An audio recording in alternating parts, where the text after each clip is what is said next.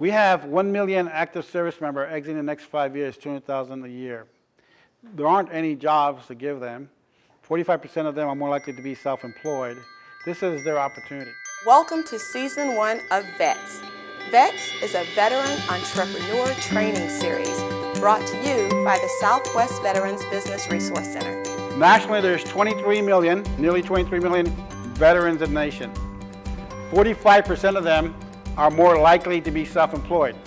The number I skipped, which is the 2 million, are in the state of California. So you take 45% of the 2 million state of California, you're talking about a million self-employed veterans. The VA has 5,000 registered SDVOB veterans, Service Disabled Owned Business, which I am one. VOSB is a veteran without disability. So to clarify, I'm a service-connected veteran. I have 50% disability, therefore I'm a service-disabled veteran. In the federal side, all you have to have is a 0 disability rating. What does that mean? That means you hurt yourself, but as time gets by, it aggravates, and you can go from a 0 to 10 based on that change or secondary injury. So veteran is no one with any injuries, and there's 1,800. So even at veteran, there's 6,000 total. State alone is 1,700. 1,700. So everybody in this room should say, okay, if I do a business analysis, in other words, who's buying, okay, and what's my product of choice, your product of choice for now is everybody wants to buy from a veteran-owned. That's what you need to know. Then you realize, okay, am I a hot commodity? And the answer is yes. You know, we're very limited in scope and size. So you want to think about those things. So the key thing is when you recertify, re-verify is eligibility. Do you meet the criteria? And it's very stringent. And it's designed to protect us veterans against some veteran claiming to be one and taking away our opportunity to do a business. This is the key thing. Because remember, this is why VA has it, because the VA has access to my military file. They want to make sure I am that veteran I claim to be. And the DD-214, which is the Department of Defense document called 214, captured all our data when I got out. And it's filed in the system. They get to see it. The neat thing about the VA, they now have been allowed to interface with Department of Defense. When I go on the VA website, it now pulls out all of my military files, okay? So that's very cool. I'm excited about that, and I share that with you because the path for your business opportunities with the VA is only going to grow.